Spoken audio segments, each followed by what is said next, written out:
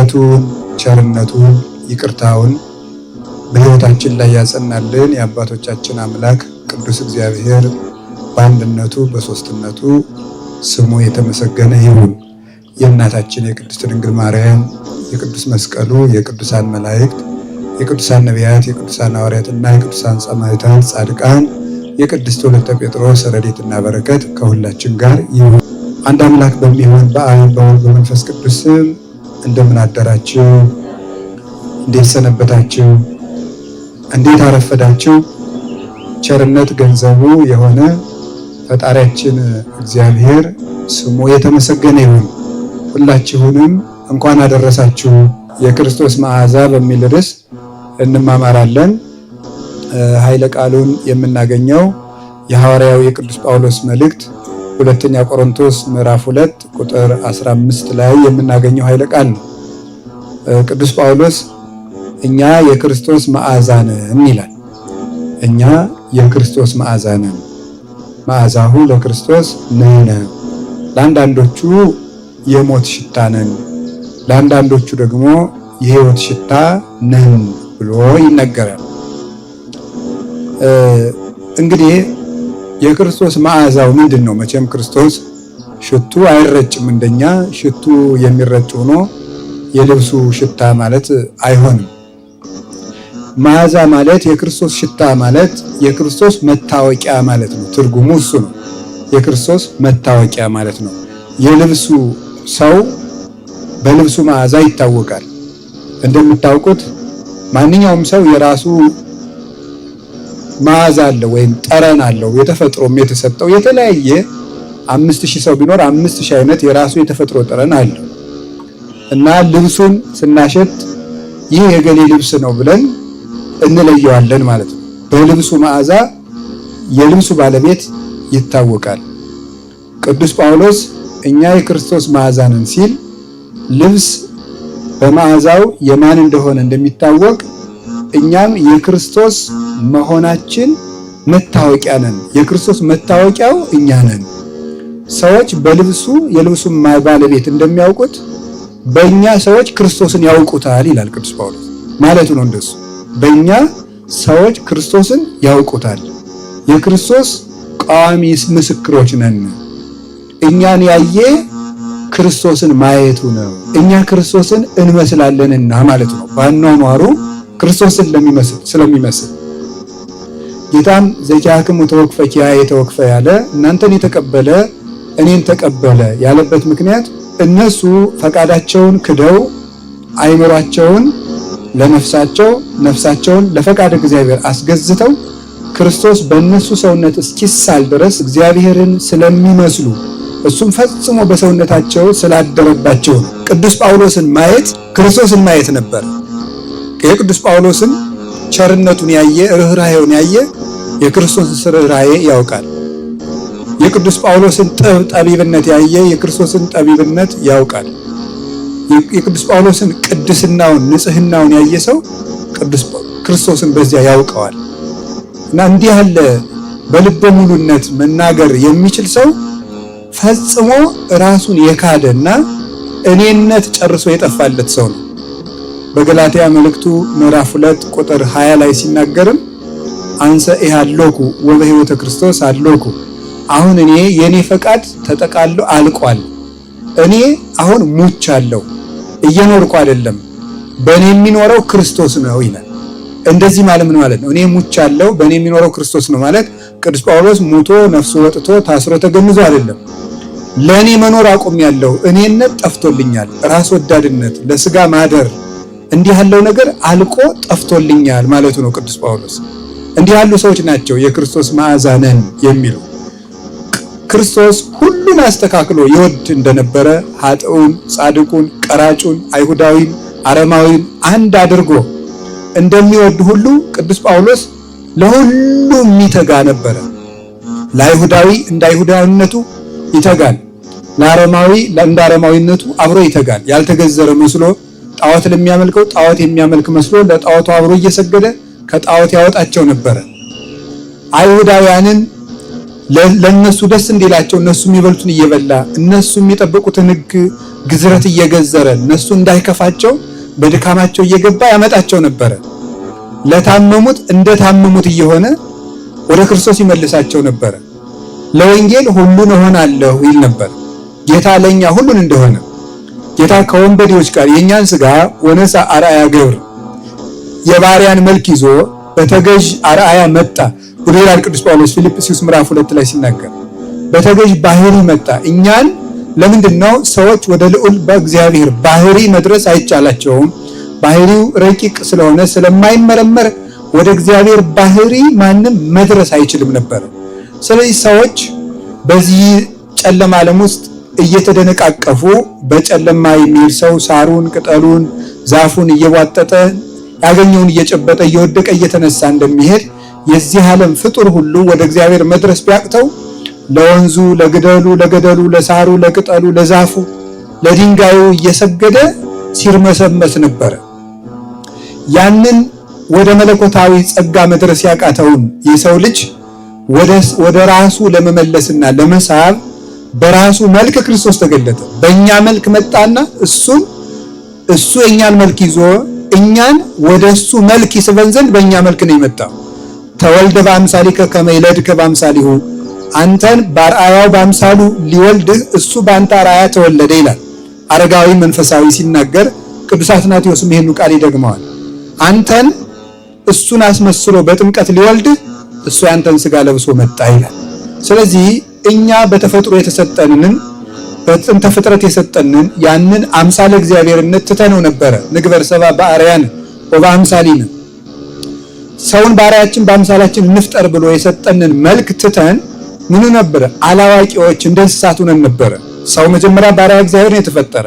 ኦሪት ዘፍጥረት ምዕራፍ 1 ቁጥር 26 እንደተማርነው ያንን ተወና የሰው ልጅ ወደ አላዋቂነት ወረደ። ምን ይላል? አቅነ የርሶ ለዘይቀንዮሙ ግዛቸው ንዳቸው ተብሎ ለተፈጠሩት ፍጥረታት ራሱን አስገዛ። ሰብሰ እንዘ ንጉሥ ውእቱ እያይመረ ሰው ንጉሥ ነበር አላወቀም ይላል ቅዱስ አትናቴዎስ የቅዱስ ዳዊትን ቃል ይዞ። ሰው ንጉሥ ነበር ራሱን ባሪያ ያደረገ። ሰው ክቡር ነበር ራሱን አዋረደ። እንስሳ እንደሌላቸው ልብ እንደሌላቸው እንደ እንስሳት ሆነ፣ አላዋቂ ሆነ። ከዚያ ሊያወጣው ክርስቶስ የእኛኑ ሥጋ ለብሶ መጣ። ውእቱሰ ኢሃደገነ ወኢመነነነ እሱ ግን እኛን እንደጠፉ ይቅሩ ባህሪያቸው ጎስቋላ ነው ምንጊዜም ፍጡር ይሄው ነው ብሎ ትቶን አልቀረም። አጽነነ ሰማያት ወረደ ልዑል ባህሪውን በትሕትና ዝቅ አድርጎ እኛን ወዶ አፍቅሮ ኪያነ እኛን ወዶ ወደዚህ ዓለም መጣና የእኛን ሥጋ ለበሰ። ከእንስሳትነት ጠባያችን ለማውጣት በእንስሳ ባህሪ ተገለጠ። በእንስሳት መካከልም ተወለደ። እንደኛ እየተራበ እየተጣማ አደገ። ከዚያ በኋላ እሱ ከፍ ብሎ ተሰቀለ። ከፍ ብሎ በመሰቀል እኛን ወደሱ ይስበን ዘንድ እንከመ ተላአልኩ አነስ ኩሉ ሀብዬ እኛ ወርደን ስለነበረ ወደኛ ወርዶ መጣ። ከዚያሳ እኛን ከፍ ያደረገን ዘንድ እሱ ደግሞ ከፍ ብሎ ተሰቀለ፣ አረገ። እንግዲህ እሱን ተከትለን እሱ ከገባበት እንገባ ዘንድ ሰማይን ከፍቶ ጸጋውን አድሎ ወደ ሰማይ አድርጎ በዘባነ ኪሩ በየማነ አብ በልልና በእሪና ጸንቶ ኖረሱ። ይህንን አደረገ። የሰማይ መንገድን ከፍቶ ጀምሮ ሰጠን። ኮነነ በኩረ ወጥንተ ለኩሉ ምግባረ ሰናይ ለሁሉ ለበጎ ሥራ ሁሉ እሱ አርአያ መምህር ጀማሪ በኩር ሆኖ ሁሉን ጀምሮ ሰጠን። ወደ ሰማይ ሄዳችሁ አታውቁም፣ እኔ የምሄድበትን አታውቁም፣ መንገዱን ግን ታውቃላችሁ ብሎ ነበር። ኢታምሩ ሀበይ አሐውር ቅዱስ ጴጥሮስ በርዶት ሳለ ጌታ ተይዞ ሳለ እሱ በርዶት ከአይሁዳውያን ጋር እሳት ሲሞቅ አንዲት ሴት ሄደችና አንተ ከሱ ጋር አልነበርክም አለችው። ወዴት እንደሚሄድ አታውቁም፣ ወባይቱ ፍኖቶሰ ተአምሩ መንገዱን ግን ታውቁታላችሁ አለ። እኔ ወደምሄድበት ሄዳችሁ አታውቁም፣ መንገዱን ግን ታውቁታላችሁ። እኔ የምሄድበት ማለት እናንተ ወደ ሰማይ አርጋችሁ አታውቁም፣ እናንተ ወደ ሰማይ አርጋችሁ አታውቁም። ወደ ልዕልና ነፍስ የሚያበቃችሁን ወደ መንግሥተ ሰማያት የሚያደርሳችሁን ሃይማኖት፣ ንጽሕና፣ ትሕትና፣ ልጅነት፣ ቅድስና፣ ፍቅር ግን አሳይቻችኋለሁ። ሀገሩን አታውቁትም፣ መንገዱን ታውቃላችሁ። ወደ ሰማይ ሄዳችሁ አታውቁም፣ የሰማይ መንገድ ግን አሳይቻችኋለሁ ብሎ ሁሉን ጀምሮ እንግዲህ ምን አለ? ተማሩ እኔ ስማኔ የዋህ ወትሑት በውስተ ልቤ ከኔ ተማሩ እኔ በልቤ ትሁት ነኝ። ከኔ ተማሩ ብሎ አርአያውን ሀደገ ለነ ማይተቦ ብሎ ቅዱስ ጴጥሮስ እንደነገረን አሰረ ፍኖቱን ለኛ ጀምሮ ሰጠን፣ ፍለጋውን አሳየን እንድንሄድ። ክርስቶስ በእናንተ ክርስቶስ ሀመ በእንቲአክሙ እናንተ ፍለጋውን ትከተሉ ዘንድ ክርስቶስ ስለእናንተ መከራን ተቀበለ ይላል ቅዱስ ጴጥሮስ። ያን ፍለጋውን ሰጥቶን ኑ ትሉኒ ብሎ እኔን በግብርም ተከትላችሁ ኑ ብሎ ሁሉን አሳይቶን ወደ ሰማይ አረገ። ከዚያ በኋላ ቅዱሳን ሐዋርያት እሱን መስለው እነሱን ያየ ሁሉ ይሄ ሰው የክርስቶስ ነው ብሎ ያውቀው ነበር። ታስታውሳላችሁ? የጸሎተ ሐሙስ ዕለት ማታ ኧረ እኔ አልነበርኩም ሲላት አነጋገር ያሳውቅብሃል አለችው። አንተ አይደለሁም ብትልም አነጋገር ይገልጥ እንደሱ አድርገን የምትናገር ነው። አያችሁ፣ የክርስቶስ መዓዛ ነው። ቅዱስ ጴጥሮስ ሲናገር እንደ ክርስቶስ ነው፣ ሲኖሩም እንደ ክርስቶስ ሁለንተናውን አሳድሮባቸዋል። ረድኤቱን፣ ጸጋውን፣ ሀብቱን፣ መልካ ቅድስናውን በህሊናቸው ስሎባቸዋል። እንዳይናወጹ ሆነው የሱ መልኮች ሆነዋል፣ የክርስቶስ መታወቂያቸው። ጴጥሮስ ሲራራ ያየው ሰው በቃ ክርስቶስን ያየዋል፣ ያሳያል። በነፍስ ነው የሚያሳዩት። በቃል በመለፍለፍ ብቻ አይደለም፣ በነፍስ በመልክዓ ነፍስ እንዲያዩ ያደርጋሉ። ዝም ብሎ ትክ ብሎ ያያቸው ሁሉ እግዚአብሔርን ትክ ብሎ ያያል። ብርሃናችሁ በሰው ፊት ይብራ እንዳለ። ምክንያቱም የሚሰብኩት አኮ በይጣነ ነገር አይደለ? ቅዱስ ጳውሎስ አላ ባርእዮ መንፈስ፣ እኔ የምሰብካችሁ በቃላት ድርደራ፣ በነገር ማባበል፣ በንግግር ማሳመር አይደለም፣ ኃይለ መንፈስ ቅዱስን በመግለጥ ነው እንጂ ብሏል ቅዱስ ጳውሎስ። ስለዚህ እንደዚህ እያደረጉ ኃይለ መንፈስ ቅዱስ እየረዳቸው አይምሮን ሁሉ ለእግዚአብሔር እንማርካለን እንዳለ ቅዱስ ጳውሎስ በፍልስፍና የደነደነውን ግሪካዊ አይምሮ ማርኮ ለእግዚአብሔር እጅ እንዲሰጥ እንዲማረክ ማድረግ እንዴት ያለ ኃይል መሰላችሁ! እግዚአብሔር የሚባል ሰምቶ የማያውቅን አይምሮ ማርኮ ለእግዚአብሔር ማስማረክ። ዛፉን አምላክ ነው፣ ድንጋዩን አምላክ ነው የሚል ከሞት በኋላ ሕይወት መኖሩን ለማያውቅ ሆዱ አምላኩ ለሆነለት ውሎ አዳሩ ኑሮ ለሆነለት ሰው ያንን ሰው ማርኮ እግዚአብሔር አለ፣ ኩነኔ ገሃነም አለ፣ ጣዕመ መንግስተ ሰማያት አለ ብሎ እንዲያስብ ማድረግ እንዲህ ይገርማቸዋል እኮ። አሁን ቅዱስ ጴጥሮስ ሮም ሂዶ መጀመሪያ ምንድነው መሰላችሁ? እናንተ የሮም ሰዎች እግዚአብሔር የሚባል አለ፣ እግዚአብሔር ነው፣ እግዚአብሔር ማለት አንድም ሶስት ነው፣ እንደዚህ አላለም። ዝም ብሎ ዓለም እንደሆነ ታውቃላችሁ። ብፁዓን መሐረያን ነው ያለው። ከባዶ ሜዳ ገብቶ የሚራሩ ብፁዓን ናቸው አለ። መንግስት እስመሎሙን ይምህርዎሙ፣ ለነሱም ርህራሄ ይደረግላቸዋል። የሚራሩ ሰዎች ርህራሄ ይደረግላቸዋል። ምንድነው አንተ እንደዚህ የምትለው አሉት። አንድ ባልና ሚስት እኮ ናቸው። አይ እናንተ ለሰው ስትራሩ ይሄን እነዚህን የፈጠረ አምላክ ደግሞ ለእናንተ ይራራል አለ።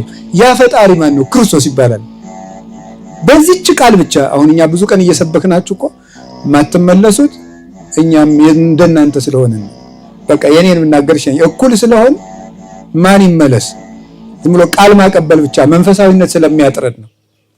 ቅዱስ ጴጥሮስ ግን ዝም ብሎ ሄዶ ብፁዓን መሐረያን፣ ከዚያ በኋላ ሁለቱም ባልና ሚስት የእግዚአብሔር አደረጋቸው። እነሱን ማረከና ቤተክርስቲያን አደረገ ማለት ነው። የእነሱ ልጅ ከሱ ቀጥሎ መንበሩን የሚረከብ ቀሌምንጦስ መጣ ማለት ነው። ጳጳስ አደረገው ከሱ ቀጥሎ። በዚህች ቃል ብቻ ነው።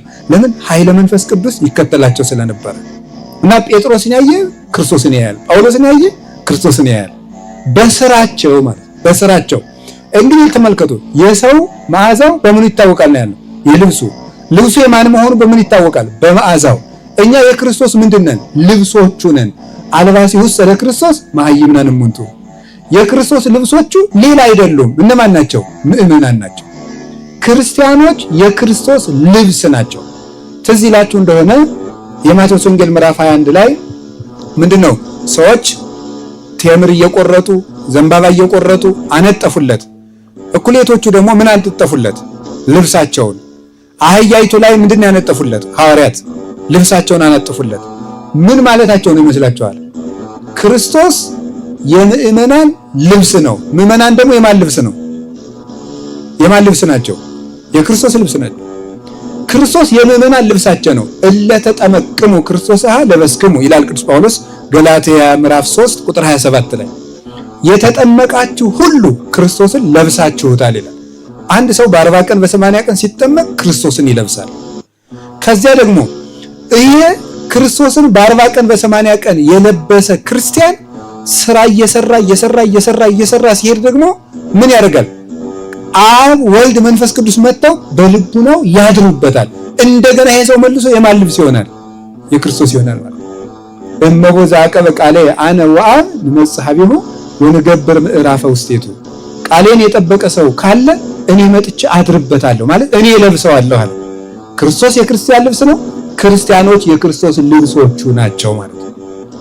ዘሰማይ ወምድር ዘኢያገምሮ ልብሰ ዘእቁ በንጽ ይከውን ማኅደሮ ለእግዚአብሔር። አረጋዊ መንፈሳዊ ይላል ሰማይና ምድር የማይወስኑትን አምላክ በንጽህና የተጠበቀ ልብ ግን ማደሪያ ልብስ ይሆነዋል። ከዚያ በኋላ ይሄ ሰው በክርስቶስ ብርሃን ሲያድርበት ተመልከቱ፣ ፈቃደ ስጋው ለፈቃደ ነፍሱ፣ ፈቃደ ነፍሱ ለፈቃደ እግዚአብሔር መገዛት ሲጀምር እግዚአብሔር በሱ ያድራል። አሁን ልብ በሉ፣ የስጋው ፈቃድ ተራግፎ ስለጠፋለት ወልቆ ስለወደቀለት ፈቲው እንስሳዊት እንዳልተፈጠረ ንቅልቅል ብላ ስትጠፋለት ይሄ ሰው እንዳልዛገ መስታወት፣ ጉድፍ እንዳልዛገ መስታወት እግዚአብሔርን ቁልጭ አድርጎ የሚያሳይ ሰውነት ይኖረዋል ማለት። ይህን ሰው ማየት እግዚአብሔርን ማየት ነው። እንዲህ ያለን ሰው ማየት የእግዚአብሔር ብርሃን በዚህ ሰው መገለጥ ይጀምራል። በንግግሩ ይገለጻል፣ በእጁ ይገለጣል፣ በአኗኗሩ ይገለጣል፣ በምክሩ ይገለጣል፣ በትሕትናው ይገለጣል፣ በፍቅሩ ይገለጣል፣ በስጋው ይገለጣል፣ መጨረሻ ላይ በጨርቁ ጭምር ይገለጣል። ልብሱ አጋንንትን የሚያቃጥል ድውይ የሚፈውስ ይችላል፣ ሞት የሚፈራው ይላል። ማን እንዳደረገው? የቅዱስ ጳውሎስ ልብስ ሙት እንዳስነሳ፣ የቅዱስ ጳውሎስ ልብስ ሙት እንዳስነሳ፣ የቅዱስ ጴጥሮስ ጥላው ተመልከቱ። ከዛ በኋላ ይሄንን ሰው በዚህ ሰው ላይ ከዚህ በኋላ የሚታየው ማን ነው? እግዚአብሔር መድኃኔዓለም ክርስቶስ ነው የሚታየው። ይሄንን ሰው አጋንንት ሲያዩት ይፈሩታል። ይሄንን ሰው ሰዎች ሲያዩት ያከብሩታል፣ ይሳባሉ። እንደ አባ ጊዮርጊስ ስለዚህ እኮ ነው ምንድነው ይሄ ፍቅርኪ ሰምፔር ብሎ ምንድነው የሚለው? ለዘይርህቆ ይስህቦ መንገላ አሚን ያቀርቦ ከማኪ አልቦ ምክንያተ ድኅን ዘተውህቦ። ፍቅርሽ ሰምፔር ነው፣ የራቀን ምን ይላል የሚለው ያቀርባል። ሩቅ የሆነውን ሰው ይስበዋል፣ ስቦ ደግሞ ወደ ሃይማኖት ያቀርበዋል። እንዳንቺ ያለ የድኅነት ምክንያት የለም። ሰምፔር የሚባለው ዕንቁ እንደ ማግኔት ብረቱን ሁሉ እንደሚስበው ድንግል ማርያም ያንቺ ፍቅር ሰምፔር ነው፣ ማግኔት ነው፣ ዕንቁ ነው፣ እየሳበ ወደ ሃይማኖት ያቀርባል ይላል። ዝም ብለው ሲታዩ አይቶ ብቻ ወደ ሃይማኖት ይሳባል። የእነዚህ ሰዎች ፍቅራቸው ተንኮል የሌለበት፣ ሽንገላ የሌለበት፣ እንክርዳድ የሌለበት ንጹህ የፍቅር ውሃ ከእንዲህ ያለ ሰው ይቀዳል። እንደ ድንግል ማርያም እሷን የመሰሉ ቅዱሳን ሁሉ ሰውን ወደ እግዚአብሔር ይስባሉ። ያያቸው ሁሉ ይወዳቸዋል። ፍቅራቸው ሳሩን ቅጠሉን ሁሉ ያስከትላል። አባ መቃርስ እኮ የአንድ ሰው ኃጢአት ሰውሮ ሲሄድ ምንድነው ያሉት? ሰዎች ሁሉ የአንድን ሰው ኃጢአት ለማጋለጥ የአንድ ገዳም መነኮሳት በሙሉ የአንድን መነኩሴ ኃጢአት ለማጋለጥ ግው ሲል የሆነ ነገር ሰርቆ ነው። ስርቆቱ ይቅርባችሁ ለጊዜው። የሆነ ነገር ሰርቆ አሁን እጅ ተፍንጭ ይያዛል ብለው መነኮሳት ሁሉ ሲሄዱ ቅዱስ መቃርስ ግን ከሰረቀው ነገር ላይ ሂዶ ተቀመጠበት። ያ ሰውዬ ሰርቆ የሰረቀውን ነገር ገበታ ደፍቶበታል። ከተደፋው ገበታ ላይ ማን ተቀመጠበት? አባ መቃርስ። ውሸታም ሁሉ የት አለ አላቸው። ሂዶ ተቀምጧል። ከዛ በኋላ ሰዎቹ ሂደው ከኋላ ልጄ እግዚአብሔር ሳይገልጥብህ አንተ ራስህን አጋልጣለሁ እንዲህ አድርጊያለሁ ብሎ ሲናዘዝለት ከዚያ በኋላ ንስሐውን ሰጥቶት ሲወጣ እንጨቱና ድንጋዩ ሁሉ እየተከተለ መቃርስ ኮነ ከመ አምላኩ። መቃርስ ክርስቶስን መሰለ። ክርስቶስ ከባት ያበሳ ገመና ሸፋኝ እንደሆነ መቃርስም ክርስቶስን መሰለ እያሉ እንጨቶቹ ሁሉ አጨበጨቡለት ይላል። ክርስቶስን ለሚመስል ሰው ዛፉ ቅጠሉ ሁሉ በእንደዚህ ያለ ሰው ይሳባል። ወንዙ ሁሉ ይሳባል። ሳር ቅጠሉ ሁሉ ይሳባል። የእግዚአብሔር ሰው እንኳን ከሰው ጋር ከተፈጥሮ ጋር ተስማምቶ ይኖራል። የእግዚአብሔር ሰው እንደዚያ ነው። ፍጥረታት ያውቁታል። ታውቃላችሁ አይደል? አዳም እኮ የእግዚአብሔር ከሳለ እንስሳት አራዊት ሁሉ በፍቅሩ ይስባቸው ነበር። እየሄዱ ደህና ነህ አዳም ይሉት ነበር። እንዲህ ከርማል ንጉሳችን ይሉት ነበር። ኋላ ስንጣላ እኮ ነው ይሄ አይጥ ሌላው ቀርቶ እርስ በርሳቸው ሁሉ የተጣሉ ከዚያ ወዲህ ሳይሆን አይቀርም። ጥናት ያስፈልጋል። ከዚያ ወዲህ ሳይሆን አይቀርም። አይጥና እንደድም በእንስሳት መካከል ሁሉ ጠብ የለም። ለነገሩ ሳይሆን አይቀርም ሳይሆን ነው። በእንስሳት መካከል እንኳን ጠብ የለም። አዳም እንዲህ እስኪሆን ድረስ ማለት ነው። አንበሳ ሰውን አይነጥቅም፣ ማንንም አይነጥቅም። እግዚአብሔር የሰጣቸው ሀብት ነበረ። ሙቶ እንኳን አውሬ የበለው ወደ ዕቃ እንኳን አይገኝም ነበር። አውሬ የበላው አጥንት፣ ጅራት አይገኝም ነበር በዱር አዳም ከእንስሳት ጋር እስከሚጣላ ድረስ ከእግዚአብሔር ጋር እስኪታረቅ ድረስ።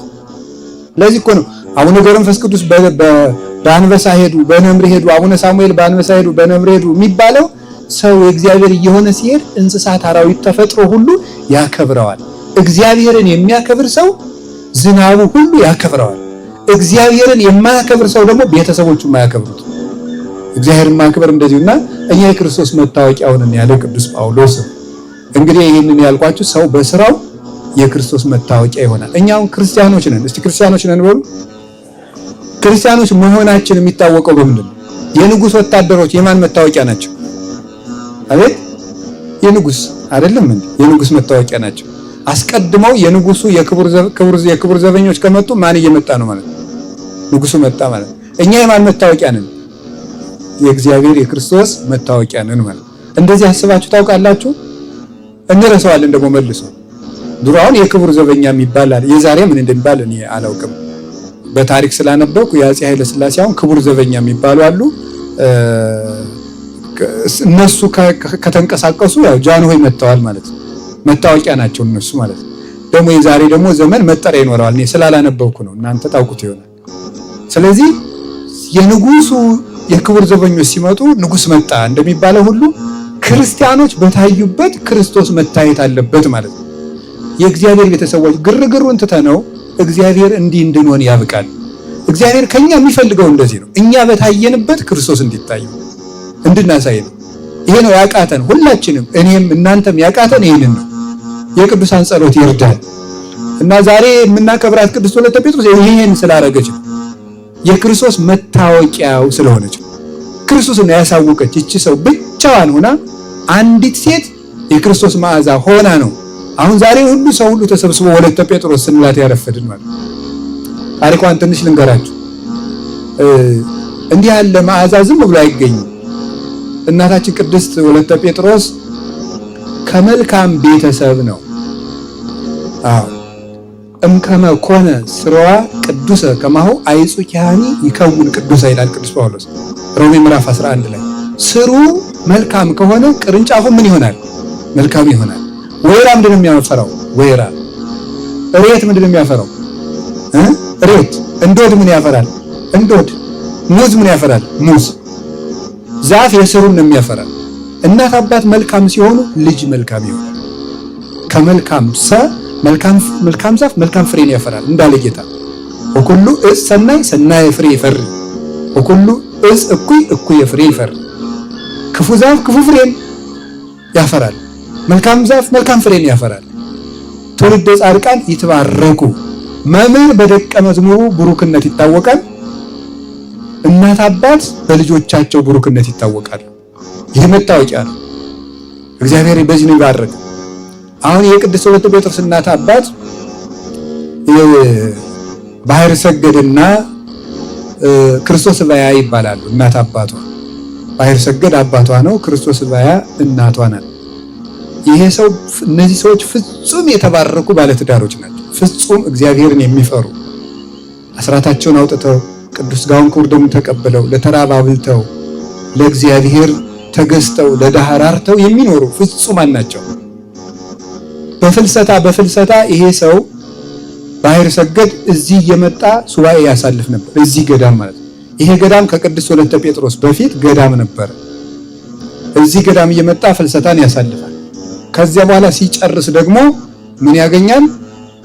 ነሐሴ 16 ሲሆን የእመቤታችን እርገቷን ፍጹም ድግስ ደግሶ ለድሃ ያበላል እና አንድ ጊዜ እዚሁ ገዳም መጥቶ ፍልሰታን አሳልፎ የእመቤታችንን ዝክር የሚዘክርበት ያጣል እና ሲያጣ ወደ እግዚአብሔር ለምን እንዴት የእመቤታችን ዝክር ስምሽን ለልጅ ልጅ ይነግራሉ ተብሎ ተነግሮ ሲያበቃ ወይ ዘክሩ ስምኪ በኩሉ ትውልደ ትውልድ ተብሎ ተነግሮ እንዴት የሷ ስም ይዘነጋል ብሎ ቀንቶ ለእግዚአብሔር ሲያለቅስ እዚሁ ባህር ውስጥ እዚሁ ጣና ውስጥ አሳ ሲያጠምድ የተጠመደው አሳ ውስጥ የዕንቁ የወርቅ ቀለበት ያገኛል። ያንን ሽጦ ምን አደረገ? የእመቤታችን ዝክር ዘከረ። ያን አደረገና በዚያው የተባረከች ልጅ ስጭኝ እያለ ይለምን ነበር። እመቤታችን ከእግዚአብሔር ተማልዳ ጸልያ እንድታሰጠው ነው። በህልም ምን አየ? ፀሐይ በሚስቱ ማህፀን ስታደራየ። ከዚያ በኋላ አንድ የበቃ መነኩሴም ይሄንን ነገረው። አይ ይሄን ሄዶ ለባለቤቱ ሲነግራት አንተ አይተህማን ያልቀርም ብላ ደግሞ እሷም ሱባኤ ገባች። ሁለቱም ገቡ። በአንደኛው ሱባኤ ዝም አላቸው፣ በሁለተኛው ሱባኤ ይሄ ምስጢር ተገለጠላቸው። ከዚያ በኋላ እናታችን ቅድስት ወለተ ጴጥሮስ ተጸነሰች ማለት ነው። በዚያው ዓመት ተወለደች። የተወለደች ጊዜ ተወለደች ብለው ሲነግሩት እሱ ፍጹም ስስት ያዘው። ሄጄ ይችን ልጅማ ስማታለሁ አቅፌ አለ። ኧረ ተው ገና እንደው ከደሟ የተወለደች ዕለት ሁለንተናዋ ደው ነው። እኔ የማየው እናንተ አታዩም፣ እኔ የማውቀው እናንተ አታውቁም ብሎ ሳማት። አንቺን የፈጠረሽ እግዚአብሔር የተመሰገነ ይሁን፣ ልጄ በክብር ያሳድግሽ፣ እግዚአብሔር ጸጋ ይደርብሽ ብሎ መረቃት። እንግዲህ በዚያውም ልጅ የእግዚአብሔር ስጦታ ነው። ልጅ የማን ስጦታ ነው? ንገሩኝ እንጂ የእግዚአብሔር ስጦታ ነው። አንደኛው ልጅ የእግዚአብሔር ስጦታ ስለሆነ ከእግዚአብሔር ለምኑ፣ እግዚአብሔር ለምኑ። ደግሞ ይሄ ገዳም ልጅ ይሰጣል ነው። በዚያው የምነግራችሁ አልሰጠም፣ ሰጥቷል። ንገሩኝ እንጂ ማንን ነው የሰጠ? ቅዱስ ወለተ ጴጥሮስ ቀላል ገዳም አይደለም። ልጅ ሰጠ በጸሎት። ይሄ ቦታም እኮ ብሩክ ሲሆን በረከት ያስገኛል። ከዚህ ገዳም ልጅ ተገኘች። ልጅቱ ደግሞ መልሳ የማን እናት ሆነች? የገዳሙ እናት ሆነች ማለት ነው። የወለዱት ይወልዳል ማለት ይሄ ነው። እሷ ራሷ ከገዳሙ በረከት የተገኘች ናት። መልሳ ደግሞ የገዳሙ እናት ናት። እሷ ተገኘች፣ አደገች። አባቷ እሷን ከዙፋን ላይ አስቀምጦ ሰይፉን ይዞ ነገስታትን ሰራዊቶቻቸው ሁለት እግራቸውን ገጠም አድርገው ቆመው እጅ እንደሚሰጧቸው አይታቸዋል። ፖሊስ ሰላምታ ሲሰጥ አይታቸዋል። እኔ አይቼ አውቃለሁ፣ ግን መንገድ ለመንገድ ግን እንዴት እንደሚሰጡ አላሳይም። እኔ ወታደር ስላልሆንኩ ማለት ነው። ግን በመንገድም አይቻቸው አውቃለሁ። እንደዚያ እያደረገ ይሰጣት ነበረ። ለሕፃኒት እኮ ነው። ከገና በእግሯ ሳትሄድ አስቀምጦ ከዙፋን ላይ እንደ ወታደር ሰላም ይሰጣታል። ለምን? የኔ ልጅ ንግስት ናት ብሎ ማለት ነው። እንደዛ አድርጎ በፊቷ ንጉሱን ሰራዊቱ እንደሚያጫውቱት ያጫውታት ነበረ። ከዛ በኋላ ስታድግ ሀገራቸው ደዋሮ ፈጠጋር ነው፣ ሸዋ ነው አይደለም? ይሄ ከዚያ ነው የሚነሳው የተወለደችው። ከዚያ መጥቶ ተወለደች። አካለ መጠን ስታደርስ በስርዓት አሳድገው በክብር አሳድገው ስዕለ ክርስቶስ ለሚባል ሰው ስማዳ ውስጥ ላለ ሰው አጋቡት። እዚያ ስትኖር ልጅ ጸነሰች። ኢየሱስ ክርስቶስ ወይ ይሄ ልጅ ላንተ አድጎ የማያገለግል ከሆነ ግደለው ብላ ጸለየች። እንዴት ያለች የሃይማኖት ጀግና መሰለች። ስሟን ወለተ ጴጥሮስ አሏት። በቅዱስ ጴጥሮስና በቅዱስ ጳውሎስ ስም ማለት የቅዱስ ጴጥሮስ ልጅ ብለዋታል። ይሄ ልጅ የማያገለግል ከሆነ ግደለው አለ። ሞተው ኋላም ቆይቶ ተበላሽቶ ሲኦል ከሚገባ ሳይበላሽ ሙት ብላ ነው። እውነተኛ እናት ማለት ይሄ ነው ማለት ነው። ልጅ ዝም ብሎ ስጠኝ አይባልም። እውነቴን አሁን ልጅ ያልወለዳችሁ ካላችሁ ስጠኝ ብትሉት እግዚአብሔር ይሰጣችኋል። ግድ ስጠኝ ግን አትበሉ። የሚረባ ልጅ ካለ ስጠኝ፣ የማይረባ ከሆነ አትስጠኝ፣ ማህፀኔን ዝጋው ነው የሚባለው። እንዲሁ እናታችን እግዚአብሔር አቡነ ተክለ ሃይማኖት እናትም እንዲያ ብላ ነው የጸለየች። አንተን የማያገለግል ልጅ ከሆነ ማህፀኔን ዝጋው። ቅድስት ወለተ ጴጥሮስ ደግሞ ቆይቶ የማያገለግል ልጅ ከሆነ ግደለው፣ ሞተ። ሁለተኛም ጸለየች፣ ተወለደው። ክርስትና እየተነሱ ነው ደግሞ የሚሞቱ። ክርስትና ታስነሳና ይሞታሉ፣ ክርስትና ታስነሳና ይሞታሉ። እንዲህ እያደረገች ኖረች። ከዚህ በኋላ እዚያ ባለትዳር ሆና በቆየችበት ጊዜ እንደ ክርስቶስ ለጋስ ነበረች። እንደ ክርስቶስ ለሁሉ እንደሚሰጥ ለጋስ። አንድ ነገር ልንገራችሁ የእግዚአብሔር ቤተሰቦች፣ የእግዚአብሔር የመጀመሪያ ስራው ምን ይመስላችኋል? መስጠት ነው። የእግዚአብሔር የመጀመሪያ ስራው ምንድነው? ንገሩኝ እንጂ። መስጠት። ሰማይና ምድርን ሰጠ ማለት ሰጠ። ከዚያ ለምድር ጽጌያትን ሰጠ። ለነዚህ ደግሞ ለጠፈር ደግሞ ምን አደረገ? ከዋክብትን ጌጥ አድርጎ ሰጠ። ለሰው ደግሞ ዘላለማዊ ሕይወትን ሰጠ። በመስጠት ነው እግዚአብሔር ስራውን የጀመረ። ሰማይና ምድር ራሳቸው ስጦታ ናቸው። የእግዚአብሔር የመጀመሪያ ስራው ስጦታ ነው። የሚሰጥ ሰው እግዚአብሔርን ይመስለዋል። ቅድስት ወለተ ጴጥሮስ በስጦታዋ እግዚአብሔርን የምትመስል ለጋስ ነበረች። በሙሉ ካህናት ማህሌት በቆሙ ቁጥር ደግሳ የምታበላ ነበረች እና ሰራተኛዋ በድሮ አነጋገር ገረድ የሚባለው ሰራተኛዋ ይሄ ቄስ ማብላት ሰለቸኝ አለች። አንዳንድ ሰው የሌለ ምን አባቱን እዚህ ጠምጥሞ እየመጣ ይበላል የሚል ሰው አይጠፋም ማለት ነው። እኔ ለፍቼ ሰርቼ ቄስ ነጫጩን ለብሶ መጥቶ ይበላል ትላላችሁ እናንተ እንኳን አትሉ። እና ምን አደረገች መሰላችሁ? ቅዱስ ወለት ቢያውን የካህናትን ሆድም ይገመግማል። ነውር ነው በሆነ በተለይ ምዕመናን ሰታችሁ አትገምግሙ፣ አብልታችሁ አትገምግሙ። ማስከርም ያለመዳችሁ እናንተ ናችሁ። መጠጥ ይለው ቄሱ አብቶት የማያውቀው መጠጥ ያስለመዳችሁ እናንተ። ድሮ ጠላ ብቻ የሚያውቀውን ቢራ አስለመዳችሁት። ቢራ ብቻ የሚያውቀውን እኔ ስለማላውቀው ንገሩኝ፣ ምን አስለመዳችሁት? ቀጥሎ እሱን ብቻ የሚያውቀውን ምን አስለመዳችሁት? ይኸው ከዚያ በኋላ ቄስ ግብረ ሰላም ሁሉ መርጦ እንዲሄድ አደረጋችሁት ማለት ነው። ይሄ ከእናንተና ቤት የሚቀርበው እንትን ነው እንዲል አደረጋችሁት። ያበላሻችሁን እኮ እናንተው ናችሁ። ቄስ ቢበላም እንደው ዞር ብላችሁ አትዩት። እመቤቴ አቅርባችሁ ዞርን ማለት ነው። አይን እያያችሁ አንዳንዶቻችሁማ ፎቶ ደግሞ እንዴ ኖር አይደለም እንዴ ኖር እንዴ እኔ አሁን የፎቶ ብታነሱኝ አልበላም። ምን ጨነቀኝ? እኔ ፎቶ የምነሳ አባ ጸሎተኛ ናቸው ቢሉኝ እንደ ስጸልይ ቢያነሱኝ ደስ ይለኛል። ባልሆንም ቢሆን ማለት ነው። እኔ እየበላው ታነሱኛላችሁ። እየበላው አጎራረሴን እስቲ አባ ሲጎርስ እንድባል የምትፈልጉት እንዴ? አቤት አጎራረስ እንዴት አድርጎ ዋጣው እንድባል ነው ፎቶ የምታነሱኝ? ለካህናት አቅርቦ ዞር ነው የሚባለው እንጂ ዝም ብሎ ካህናትን ቁጭ ብሎ አይነን እያዩትም ብሎ አቤት ይሄ ዋጮ ቄስ እያላችሁ ባታበሉ ይሻላል ማለት ነው። እንደገና ደግሞ መገምገም እንዴ እውነቴን ነው። ጥረው ግረው እኮ ነው። እስቲ ቁማችሁ አድራችሁ ቁማችሁ ዋሉ። እስቲ እውነቴን ነው ይሆንላችኋል። እየጮሁ ማደር እናንተ ስንት ሰዓት ነው እንደው ሰዓታት ስትሄዱ ጽጌ ሄዳችሁ ስታድሩ ዝም ብላችሁ ቁማችሁ እስቲ ደሩ እንደነሱ ቁማችሁ ዝም ብላችሁ እስቲ አንጉት ትችላላችሁ። እናንተ እኮ እያረፋችሁ ከወረወረ በኋላ ለለለለ እያላችሁ ነው እኮ እናንተ አረፍ እያላችሁ እየቆያችሁ ማለት ነው። እነሱ ጎረፍት የላቸውም። እና ቅዱስ ወለተ ጴጥሮስ ምን አደረገች መሰላችሁ? ሰራተኛዋ ካህናትን ስትሰለችባቸው ወስዳ ሌሊት ሰዓታቱንና ማህሌቱን አሳየቻት። አየሽ እነዚህ እንደዚህ ሲሉ ነው የሚያድሩ አለቻት። ይቅር በለኝ መድኃኒዓለም ብላ ተመለሰች ሰራተኛቱ። እንደዚህ ብለው የሚለፉትን ነው እንዲህ አድርጌ በሉ ጠጡ በየመመረራቸው ከዚህ በኋላ በደስታ አገለግላለሁ አለች። በደስታ እያገለገለች እየዘከረች እያበላች እያጠጣች ቆል መጨረሻ ላይ ልቧ በፍቅረ ክርስቶስ ተነደፈ። እኔ እንደው ጌታዬ ብትፈቅድልኝስ በምንኩስና መኖር እወድ ነበር ብላ ለመነች። እንዲህ ስትለምን ማን ይወስደኛል አዳ እያለች ስትለምን 3 መነኮሳት በዚህ ያለፉ። እዚያ በኋላ ይዘዋት መጡ። ወደ ዘጌ ገዳም ይዘዋት መጡ። ወደ ዘጌ ገዳም መጣ። ራሷን ላጭተው የቆብ ልብስ አለበሷት። አልብሰዋት ሲያበቃ ስለ ክርስቶስ ባሏ መነኮሳት ይዘዋት ሄደዋል። ዘጌን ያለች ሲባል መጥቶ የአካባቢውን ሰው በሙሉ በዚህ በባህር ዳር ዙሪያ ያለውን በሙሉ ፈጀው በዱላ ሚስቱን አምጡ እያለ። እንዲያ ሲፈጅ ምን ይደረጋል? እባክሽን ሰው ሁሉ በአንቺ ምክንያት አይለቅ፣ አንቺ ተመልሰሽ ሂጂ ብለው ማለዷት መነኮሳቱ። እንዴት ብዬ ነው እንግዲህ ከዚህ በኋላ ወደ ክርስቶስ ከወጡ በኋላ ከሱ ጋር የምኖር ሲባል አይኔ አላስቀይማትም ብቻ አብራኝ ትኖር እንጂ አልደርስባትም ማለት ምሉ አልኳል። አይኔ ሰውየውን አላምነው ውሸታም ነው አለ። ግድ የለሽም ተብላ ክርስቶስም እኮ ለሰው ቤዛ ሆኖ ነው የሞተ፣ በአንቺ ምክንያት ሰው ይለቅ ሲሏት ምን አደርጋለሁ ብላ ሄደች።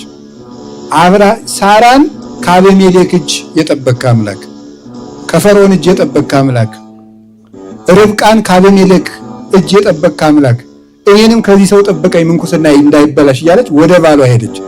እንዴት ያለ እምነት እንዳለ ተመልከቱ ማለት ነው። ከዚያ በኋላ ሂዶ እሱም ሃይማኖቱን ካደና ካቶሊክ ሆነ። እንግዲህ የኢትዮጵያ ኦርቶዶክስ ተዋሕዶ ቤተክርስቲያን ከደረሰባት ፈተናዎች አንዱ ጎንደር ዘመነ መንግስት የደረሰባት ፈተና ነው። አንዱ ፈተና ነው። ያም ያደረሰባት ጎንደር ንጉስ የነበረው አጼ ሱስንዮስ ወደ ካቶሊክ እምነት ራሱን ስለቀየረ ለወጠ። በዚያ ብዙ ፈተና ተፈትናለች። የቅድስት ወለተ ጴጥሮስ ባሏም ካቶሊክ ሆነ። እሷም በዚህ እያዘነች አዚያም ስትኖር ሰውነቷን አትጠብቅ፣ ሽቱ አትቀባ፣ ራሷን አትንከባከብ፣ ጥሩ ልብስ አትለብስ፣ ራሷን ጣለች። ከዚህ በኋላ አይ እንግዲህ እንዲህ ከሆነ እኔ ምን አደርጋለሁ እንግዲህ ብሎ ሂጅ በቃ አላት። እንዲህ ከሆነ ራስሽን ከጣልሽ ማለት እኔ ምን ትሆኛለሽ ብሎ ሰደዳት። ወዲያው በእግሯ ስትጓዝ ሌሊቱም ሙሉ ከስማዳ ተነስታ ሮቢት ባታ ባህር ዳር ወጣ ብላ ያለችውን ታውቋታላችሁ። እዚያች ደርሳ ተሳልማ አደረች። ያን ጊዜም ያቺ ቤተክርስቲያን ታላቅ ቤተክርስቲያን ነበረች። ሮቢት ባታ እዚያ አደረችና አንዲት ብቻዋን የምትኖር ሰው ነበረች። እዚያ ተጠግታ ሱባ ያዘች። ከዚያ በኋላ አንዲት ደግሞ ፍቅርተ ክርስቶስ የምትባል ሌላ ሴት መጣ። እንደሷ በንጽህና የምትኖር ነበረች። አንድ አባት ሄዶ ለአብራችሁ ኑሩ ብሎ አመጣላት። እዚያ ስትጋደል ኖረች። እንዲህ እያለች በተጋድሎ ሳለች ንጉሱ አጼ ሱስንዮስ ሃይማኖቱን ወደ ካቶሊክነት እንደለወጠ ሰማች። ያን ጊዜ ቅድስት ወለተ ጴጥሮስ ከአባቶቿ የተማረችውን ሃይማኖት እየዞረች ለኢትዮጵያ ምዕመናን ማስተማር ጀመረች። ሃይማኖታችን ተዋህዶ ነው፣ እሱ ያለው ንጉሱ ያለው ውሸቱን ነው። እንዲያውም ሃይማኖቱን ከለወጠ ድሮ የንጉሱ ስም በቅዳሴ ጊዜ እየተጠራ ይጸለይለት ነበር። የንጉሱን ስም በቅዳሴ ጊዜ እንዳትጠሩ፣ ጳጳሱን ከገደለ አቡነ ስምዖን በዛ ጊዜ የነበረውን ሊቀ ጳጳስ ከገደለ ተዋህዶ ነው ብሎ ሃይማኖቱን ከለወጠ እሱ በኦርቶዶክሳዊት ቤተክርስቲያን ስሙ ሊጠራ አይገባም እያለች ማስተማር ጀመረች። ቅድስት ወለተ ጴጥሮስ እንደው እንደ ተራ መነኩሴ ብቻ አይደለችም። አንድ ክፍለ ዘመን ላይ ቤተክርስቲያንን ያሻገረች ቅድስት እናት ናት። የሃይማኖት ድልድይ ነበረች። የዛን ጊዜ ህዝቡን እየጠበቀች ከነ ቅድስት ፍቅርተ ክርስቶስ ጋር ጻድቁ አቡነ ሐራ ድንግልም በዚያው ጊዜ ነው የነበሩ። እነዚህ ቅድስት ቤተክርስቲያንን ያሻገሩ ቅዱሳን ናቸው። እናታችን ቅድስት ወለተ ጴጥሮስ እንዲያ እያለች ታስተምር፣ ንጉሱ ሰማ። ከዛ በኋላ ቅድስት ወለተ ጴጥሮስ ተገዳ ሄደች ከንጉሱ ፊት። ክርስቶስ ከጲላጦስ ፊት እውነትን ይዞ እንደቆመ እሷም ደግሞ እውነትን ይዛ ከንጉሱ ፊት ቀጥ ብላ ጎንደር ተጠርታ ሄደችና ንጉሱን ተሳድባለች የሚል ነው ክሱ። ፖለቲካ እኮ ከባድ ነገር። አሁን እሷ ንጉሱን ተሳድባለች? አልተሳደበችም። የንጉሱ ስም በቤተክርስቲያን ሊጠራ አይገባውም። ለምን? ቤተክርስቲያን ውስጥ ሊጠራ የሚገባው ኦርቶዶክስ እስከሆነ ድረስ ነው። ኦርቶዶክስ ካልሆነ ደግሞ እንደማንኛውም አሕዛብ ይጸለይለታል። በቃ እንደማንኛውም ሃይማኖት እንደሌለው ሰው እንጂ ስሙ ተጠርቶ የሚጸለይ ግን ኦርቶዶክስ ከሆነ ነው። ኦርቶዶክስ ካልሆነ ግን ስሙ ሳይጠራ እንደማንኛውም ፍጥረት ይጸለይለታል። እንኳን ለሌላ ቤተክርስቲያን ለዝናቡ፣ ለሳሩ፣ ለቅጠሉ ሁሉ ትጸልያለች እንዴ? ትጸልያለች። ለውሃው ትጸልያለች። እንኳን ለተፈጠረ ፍጥረት አይገባውም ማለት ነው። ከዛ ንጉሱን ተሳድባለች ተብሎ ተለውጦ የፖለቲካ ክስ ሆኖ ቀረበ። እሷ ምን አለች? አይ ንጉሱን ተሳድበሻል ተባለች። ንጉሱን አልሰደብኩም፣ ሃይማኖቴ ግን ኦርቶዶክስ ነው አለ። ይሄ ምን ማለት ነው? መልሶ ስድብ ነው ለንጉሱ እኮ ዞሮ ማለት ነው። ንጉሱን አልሰደብኩም፣ ሃይማኖቴ ግን ኦርቶዶክስ ነው አለች። ከዚያ በኋላ ሊገላት ተናደደ። ንጉሱ ሊገላት ሲናደድ እሷ መሞት ፈልጋ ነው ሄደችው። ጌታ ምን ብሎ ነበረ? በሰው ፊት ያፈረብኝን በአባቴ ፊት አፍርበታለሁ ብሎ ነበረ።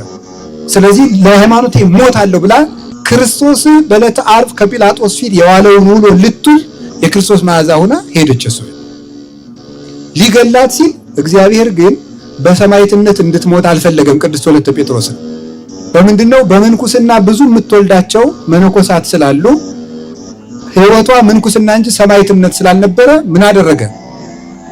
መካሪዎች በሉ እስከሚገላት ድረስ እንዴት አድርጌ እንደምገላት ምከሩኝ ሲል መካሪዎች ምን ይሉታል? አይ የለም ይቺ ሴትዮ ሸዋ ብዙ ወገን አላት፣ ከብዙ ባላባት የተወለደች ናት። እሷን ብትገድል አጠቃላይ የሸዋ ግዛትን አጣ ማለት ነው። ህዝቡ በሙሉ ይነሳብሃል። እኔ ይቺም ዝም ብላ ምንም አትረባም፣ ዝም ብለህ ስደዳት አሉት። እንደዚህ ያደረገ ማን ነው? ንገሩኝ እንጂ እግዚአብሔር ነው። በጠላቶቿ ምክር በጎ ምክር ተመክሮላት ወጣች። ከዛ በኋላ ተመልሳ መምህራኑን አይዟችሁ፣ የፈራውን መምህር አይዞ አትፍራ፣ ሃይማኖት ተዋህዶ ነው፣ መሞት ካለብህ ሙት። የንጉሱን ስም ደግሞ መልሳ ወጣ በቅዳሴ እንዳጠሩ ሃይማኖታችን ተዋህዶ ነው እያለች እየዞረች ሃይማኖትን አስተምራ ህዝቡን የጠበቀች ወለተ ጴጥሮስ የተባለች ዝም ብሎ እንዳይመስላችሁ ትርጉም አለው። ቅዱስ ጴጥሮስ የበጎች ምንድን ነው? እረኛ። ጌታችን ኢየሱስ ክርስቶስ ለቅዱስ ወለተ ጴጥሮስ የሰጣት ቃል ኪዳን የጥበቃ ቃል ኪዳን። ጴጥሮስ በጎችን እንዲጠብቅ አንቺ ባለሽበት ቦታ ሁሉ ጠብቂ ብሎ ስም ሰጥቷታል።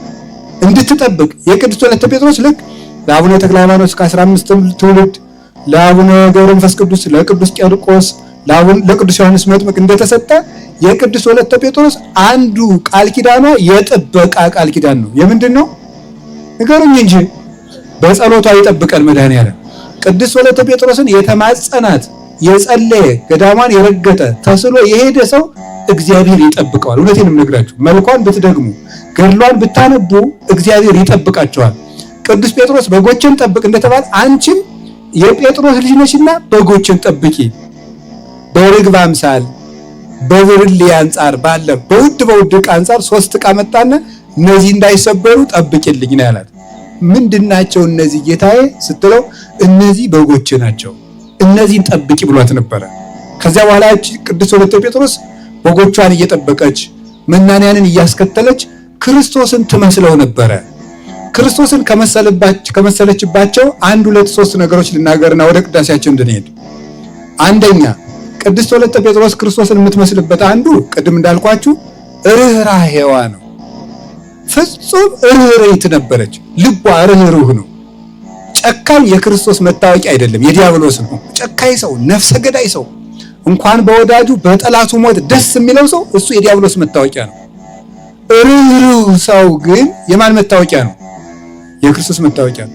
ቅድስት ወለተ ጴጥሮስ ፍጹም ርኅርኅት ነበረች።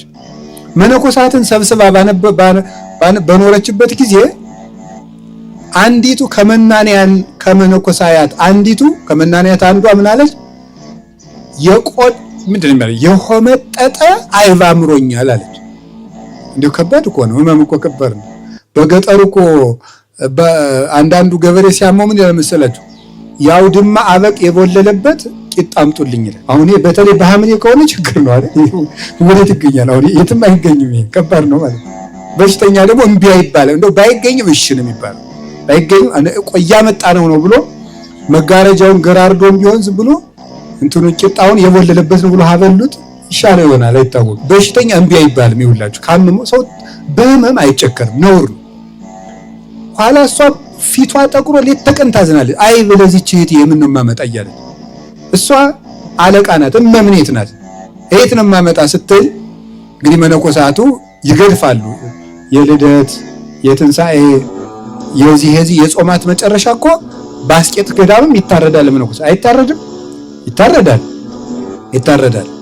መግደፍ አለ። ዋልድባም ይታረዳል። ሀዚያ ከውስጥ ግን አይታረድም። እዛችሁት እንዳትሮጡ አለ የመታረጃ መነኮሳቱ ከዚያ ወጥተው ሄደው ይገድፋሉ። በሞፈር ቤቱ በነማይለ በጣ የሚባል ሞፈር ቤት አለ። ማይለ በጣ ይታረዳል።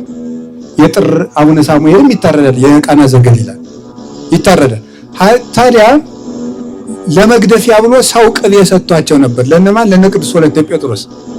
ቅዱስ ወለተ ጴጥሮስ ለዚህች ሴት እንዲያው ለዚህች እህቴ አይብ እያለች ከምትሞት አይብ ከምናም ባመጣውላት ብላ ስትጨነቅ እግዚአብሔር ግማሹን ቅቤ አይብ አረገላት። አይገርማችሁም? ይሁላችሁ ይህ ርኅራኄዋ ነው። እንዲህ አድርገን የሰው ቁስል ይሰማናል። የወንድማችን ብሶት፣ የእህታችን ብሶት፣ የሰው ጭንቀት ይሰማናል።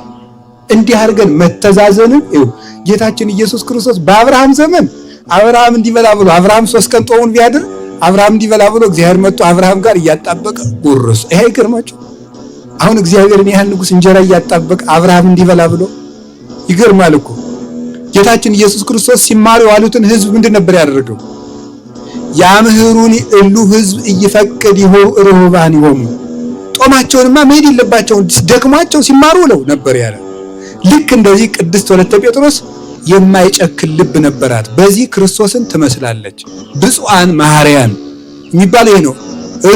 የሚራሩ ርሁዳን ክቡራን ናቸው። ለተራበ ቀደው የሚያለብሱ፣ ቆርሰው የሚያጎርሱ፣ ከምግባር ለተቸገረ ሰው ምክር የሚያጎርሱ፣ ሃይማኖት ለቸገረ ሰው ሃይማኖት የሚያበሉ የሚያጠጡ፣ በምክር በትምህርትና በእንጀራ በምጽዋት የሚለግሱ እነዚህ ንዑዳን ክቡራን ናቸው። ለነዚህ ፍቱርቱ ሥላሴ ርኅራኄን ያደርጉላቸዋል። አንዱ የቅድስት ወለተ ጴጥሮስ መልኳ ነው። ርኅሩኆች ሁኑ ኩኑ እንከ መሐረያነ ከመ ትኩኑ ውሉደ ለአቡክሙ ዘበሰማያት። ለሰማይ አባታችሁ ልጆቹ ተሆኑ ዘንድ እናንተም ርኅሩኆች ሁኑ። እስመ አቡክሙ ሰማያዊ ያዘንም ዝናመ ላዕለ ጻድቃን ወኃጥአን ላዕለ ሄራን ወእኩያን። የሰማይ አባታችሁ ለክፉዎችም ለደጎችም ዝናምን ያዘንማል። ለሰማይ አባታችሁ ልጅ መሆን ከፈልጋችሁ ርኅሩኆች ሁኑ፣ ርኅሩኆች ሁኑ። ርኅራኄ ያለው ሰው የእግዚአብሔር ልጅ ይባላል። የማን ልጅ? ቅድስት ወለተ ጴጥሮስ ትክክለኛው የእግዚአብሔር ልጅ ናት። ለምን?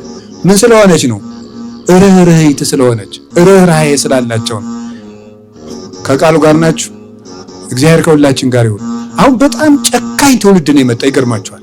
ጨካኝ ትውልድ ምናልባት አሁን የሴቲቱን የጆሮ ወርቅ ለመውሰድ አልወጣለት ካለ ከነጆሮዋ ቆርጦ የሚወስደው ነው የሚመስለኝ። እኔ እውነቴን ነው። በጣም ጨካኝ ምን ከነጆሮዋ ሰውን አግቶ ብር ካልሰጠው ገሎ የሚጥል አይደል ይመጣ። በጣም አደገኛ ነው። አደገኛ የአውሬ ዘመን ነው። የአውሬ ዘመን። እግዚአብሔር ደግሞ የምነግራችሁ የእግዚአብሔር ቤተሰቦች ለጨካኝ ሰው የጊዜ ጉዳይ ነው እንጂ ጨካኝ ሰው ይጥልበታል። የጊዜ ጉዳይ ብቻ ነው። አንድ በጣም ጨካኝ ንጉሥ ነበረ። ክርስቲያኖችን ሲያሰቃይ የነበረ ሰው፣ ክርስቲያኖችን ከአውሬ ጋር እያታገለ የሚስቅ ሰው ማለት ነው።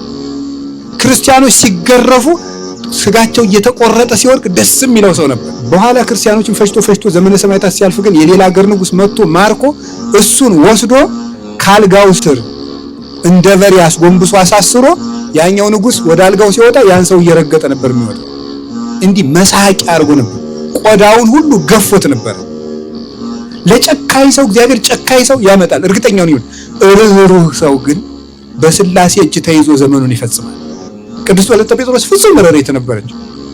ሁለተኛው እናታችን ቅድስት ወለተ ጴጥሮስ ክርስቶስን የምትመስልበት መልኳ ትህትናዋ ነው። ትህትና ማለት ምን ማለት መሰላችሁ? እንደው አንድ የቤተ ክርስቲያን አባት ከአበው አንዱ በዜና አበው ምን ብሎ ተናግሮ አይቼ ሲገርመኝ ነበር። የለም ደግሞ ለኛ ትህትና አይነገርልንም ይላል። ትህትና ለእግዚአብሔር ለወልደ እግዚአብሔር ብቻ ነው። ለኛ የሚገባ ልክን ማወቅ ነው ይላል። ምክንያቱም አፈር ደግሞ ወዴት ዝቅ ይላል? ሚጥንቱንስ አመድ አይደለን እንዴ? ለኛ ትህትና አይደለም የሚያስፈልገን ልካችን ማወቅ ነው ብሎ ይነገራል። ትህትና ክርስቶስን የምትመስልበት ትክክለኛው መልካችን ነው። የቅድስና ሁሉ አባቶቻችንም ይናገራሉ። የቅድስና መሰረቱ የቤት መሰረት ታውቃላችሁ? የቅድስና መሰረቱ የሥነ ምግባር መቆሚያው ዋናው ፋውንዴሽን ምንድነው? ትህትና ነው። ለምን?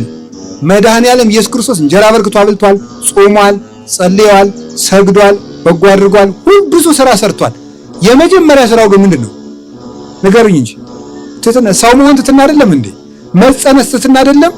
የክርስቶስ ከድንግል ማርያም ሲወለድ የመጀመሪያ የቅድስና ወይም የትሩፋት ስራው ምንድነው? ትህትና ነው። ከስራ ሁሉም የሚቀድመው ትህትና ነው።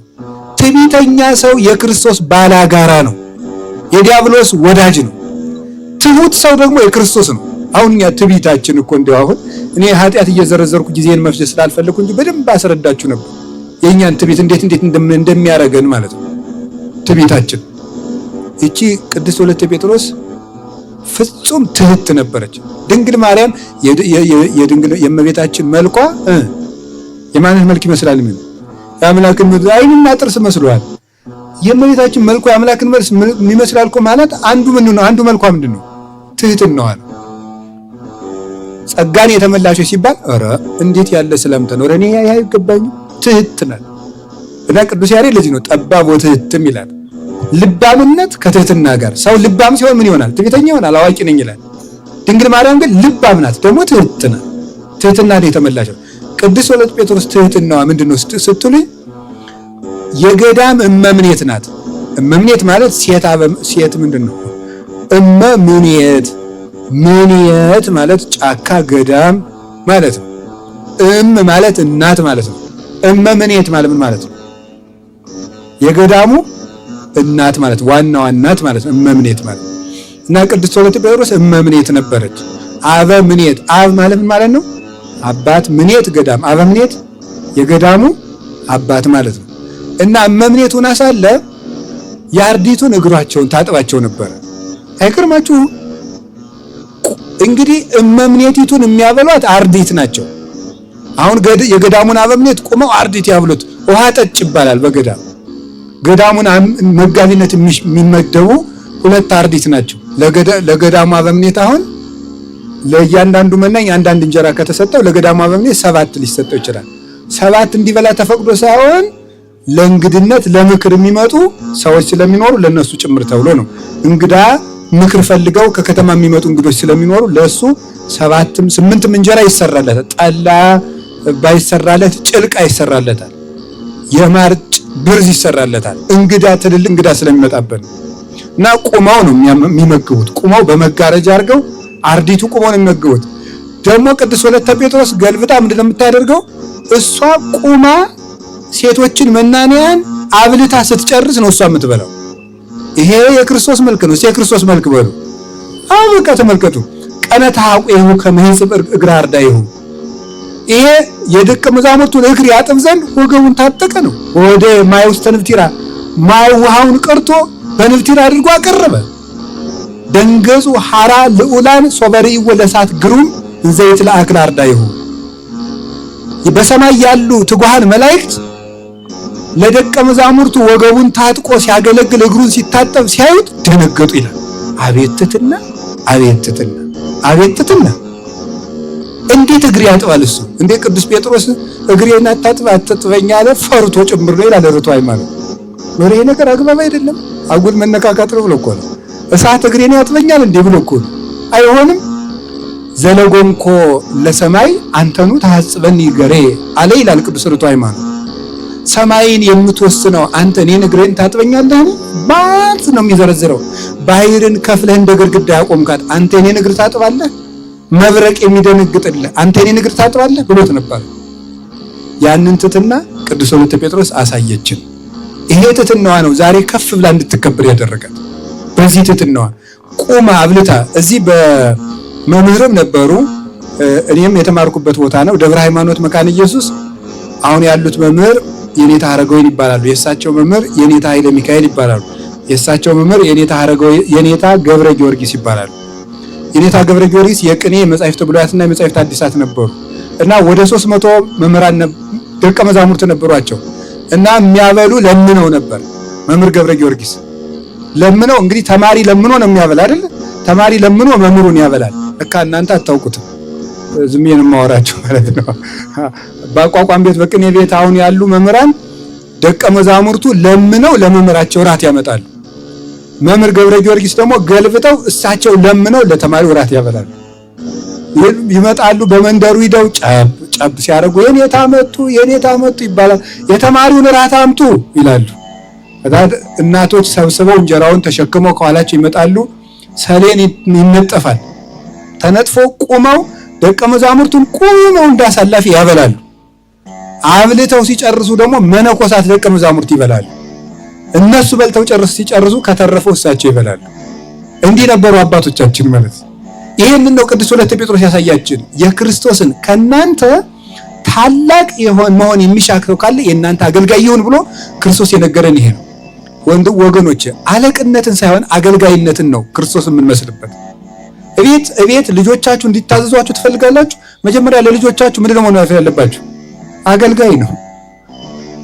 ማማ ውሃ ስጪኝ ሲል ቀርተህ ጠጣ አይባልም። እሺ የኔ ልጅ ቀርቶ ነው የሚሰጠው። ይሄ ልጅ ነገ ምን ይማራል? መታዘዝ ይማራል ማለት። እኛ ለልጆቻችን ካልታዘዝን ክርስቶስ ለሐዋርያት ታዘዛቸውና ሐዋርያት ምን አደረጋቸው? ለራሱ ታዛዥ አደረጋቸው። የታዘዝነው ይታዘዝናል፣ እምቢ ያልነው እምቢ ይለናል። ለማይታዘዝ ሰው ታዛዥ አያገኝም። ለንስሐ አባቱ የማይታዘዝ ሰው እሱም ደግሞ በስጋ የሚወልዳቸው አይታዘዙትም ማለት። እምቢ ለሚል ሰው እምቢተኛ ይጥልበታል። እሺ የሚል ሰው እግዚአብሔር ምልክት ነው። ኦሆ በልው ወለ እግዚአብሔር እንበየ በልው ወለ ጋኔን። እግዚአብሔርን እሺ በሉት፣ ጋኔንን ደግሞ እምቢ በሉት ነው። እግዚአብሔርን እሺ በሉት ይቀርባችኋል፣ ጋኔንስ እምቢ ወይ ርህቅም እንከም ከእናንተም ይርቃል።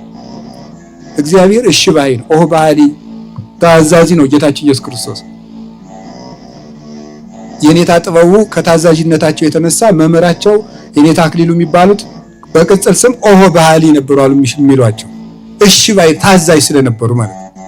ታዛዥ ሰው ታዛዥ መምህር ይጥልለታል። ታዛዥ ደቀ መዝሙር ያገኛል። ሰው የዘራውን ያንኑ ያጭዳል።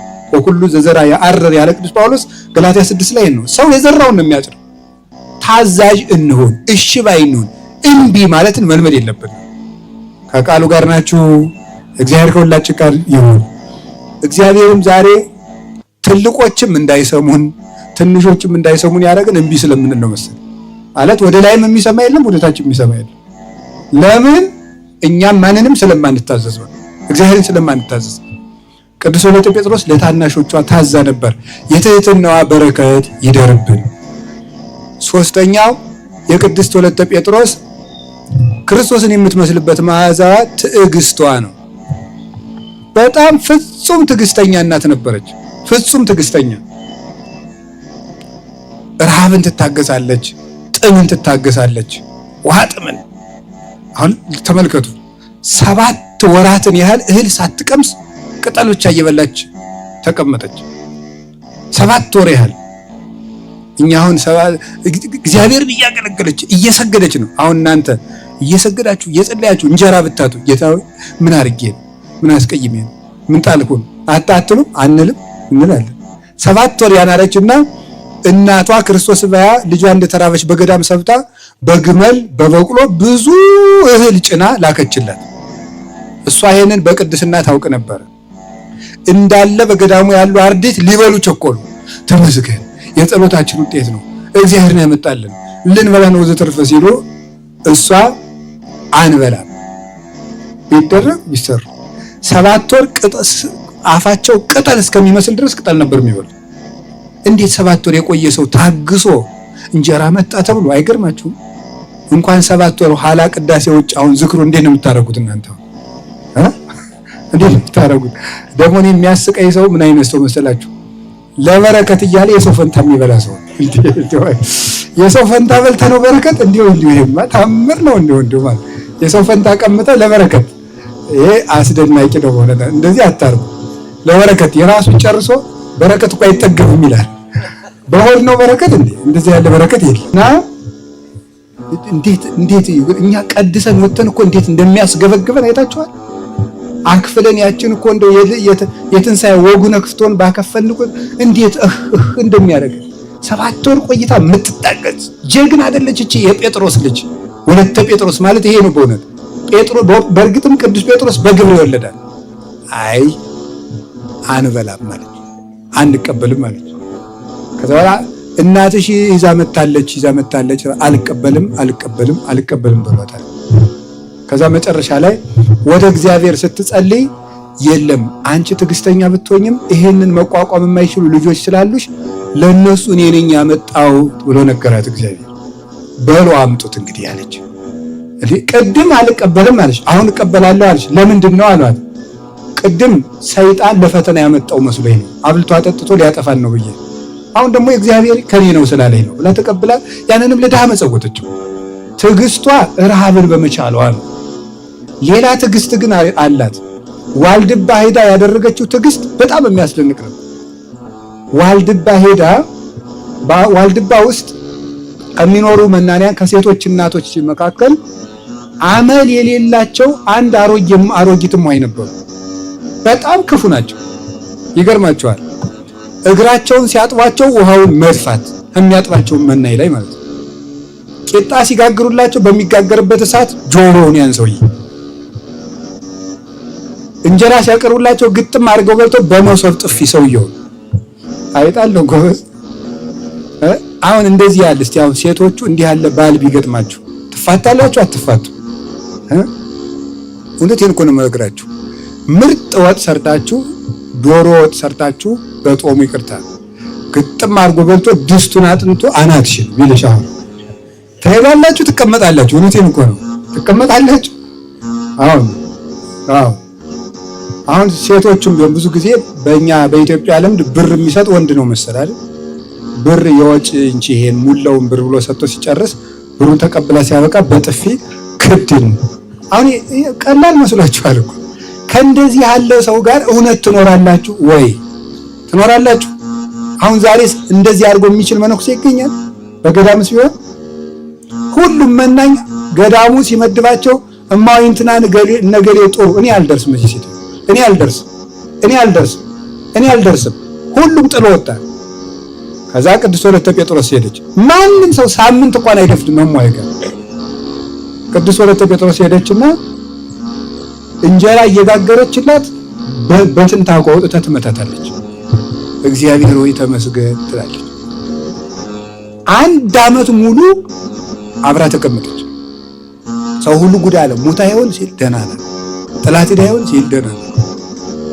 ይቅር ይበሉኝ እማሆይ፣ ይቅር ይበሉኝ እናቴ እያለች የምትፈልጉትን እማሆይ ታቀርባለች።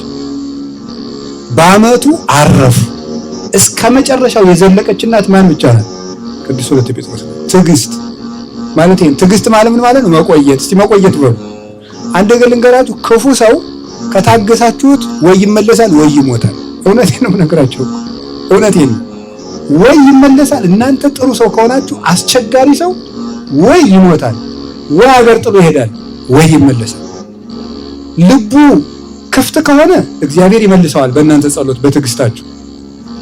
ልቡ ግን አውሬ ከሆነ ግን በዚያ ትዕግስት ካልተጠቀመ እግዚአብሔር በዚያ ትዕግስት ወይ አገር ጥሎ እንዴት ያደርገዋል ወይ ይወስደዋል። እማሆይ አረፉ። ልንገራችሁ፣ ብዙ ጊዜ የዛሬ ወር ልንለያይ ዛሬ እንጣላለን። ሳምንት ልንሞት ዛሬ እንጣላለን። ለአንድ ዓመት ይውላችሁ። ቅዱስ ወለተ ጴጥሮስ ግን እድሜ ልኬን እኖራለሁ ብላ ነበር የገባች እና እናቶች ተሰብስበው እንዲያው አንቺ እንዴት አድርገሽ ቻልሻት? እንዲያው ምንስ ነው ያስቻለሽ? ምክንያትሽስ ምንድነው? ከማይ ጋር በሳት እየተተኮስ የተቀመጥሽበት ምክንያት ብለው ሲጠይቋት ምን አለች መሰላችሁ? ማርን ወዶ ንብን ጠልቶ አይሆንም። ማርን ወዶ ምንን ጠልቶ አይሆንም። ይቺ ሰው ጠባያ ንብ ነው፣ ከሷ ግን የበረከት ማር አለ። በረከትን የፈለገ ሰው የንብን ማር የፈለገ መናደፏን እንደሚታገስ፣ የትዕግስትን በረከት የፈለገ ሰው የሰውየውን ወይም የሴትዮቱን አመል መቻል አለበት ብላ ይሄንን መከረቻቸው። እሷም የትዕግስቷን ዋጋ አገኘች። ከዚህ በኋላ ብዙ አገልግላ መናንያንን አፍርታ አባቶችን እናቶችን አፍርታ መስከረም 23 ቀን ወደዚህ ገዳም አመጧት። መስከረም 23 ቀን እዚህ መጣች። በጸና ታማ ነበረ። ከዛ በኋላ ጌታችን መድኃኒታችን ኢየሱስ ክርስቶስ ቃል ኪዳን ሰጣት። ቃል ኪዳኗ ምን የሚል ነው? በአራቱ ማዕዘን ስምሽን የጠራ ሁሉ ንስሐ ሳይገባ አይሞትም። አራቱ ማዕዘን ሁሉ። ይሄ ትልቅ ጸጋ ነው። ያለ ንስሐ እንዳይገለን መድኃኒዓለም ሳናፈራ እንዳይቆርጠን ማለት ነው። ይሄ የቅዱስ ወለተ ጴጥሮስ አምላክ በረድኤቱ የመዳን ምክንያት ይሰጠን። እሱ ያድነናል። የመዳን ምክንያት ግን እሱ አላደረገልን። በአራቱ ማዕዘን ሁሉ እንደገናሳ ወደ መንግሥተ ሰማያት የማይገባ መነኩሴ ወደ ገዳምሽ አይገባም። ገዳምሽ ደግሞ ከገባ ወደ ገዳምሽ ከገባ ደግሞ ይሄ መልሼ ወደ ከተማ ሄዳለሁ ቢል አንቺ ይሄ ሰውዬ ወይም ይችማው ወይም ይሄ አባ ከተማ ሄዶ ከሚያበላሽ ግደለው ካልሽኝ ሳይበላሽ እገልልሻለሁ ብሎ ቃል ኪዳን እንደው መድኃኒዓለም እኛንም ሳንበላሽ ግደለን። አዎ ሲጀመር አሁን ያልተበላሸኑ ነን ሳንበላሽ የምንለው እውነት ለመናገር ተመልከቱ። ይሄ አንዱ ቃል ኪዳኑ ነው። አንድ መነኩሴ በአንቺ ገዳም ውስጥ እንዲድን ሆኖ እንዲመጣ አደርገዋለሁ። አንድ ሁለተኛ ደግሞ መፈጸም ቢያቅተው አንቺ ከለመንሽ በአንቺ ቃል ኪዳን ከታመነ ሂዶ ሳይጠፋ በገዳምሽ እንዲያርፍ አደርገዋለሁ። እኔ እስከምመጣ ድረስ ቤተ መቅደስሽ አይፈርስም። አሁን ፈርሶ መስሎኝ እንዳትሉ፣ አሁንማ እየተሰራ እኮ ነው። ይሄ መሰራት እኮ መፍረስ አይደለም።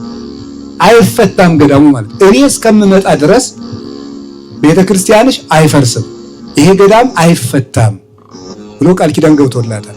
ስምሽ በተጠራበት ሁሉ አንቺ ከክፉ ነገር በጸሎትሽ ጠብቂ ብሎ የጥበቃ ቃል ኪዳን ሰጥቷት ዛሬ ህዳር ከመስከረም 23 እስከ ህዳር 16 ማታ ድረስ እዚህ የታመመች ቆይታ ቃል ኪዳን ተቀብላ ቀጥላ የምትሾመውን እመምኔት በጥበብ ተክታ ምንድነው ያደረገችው?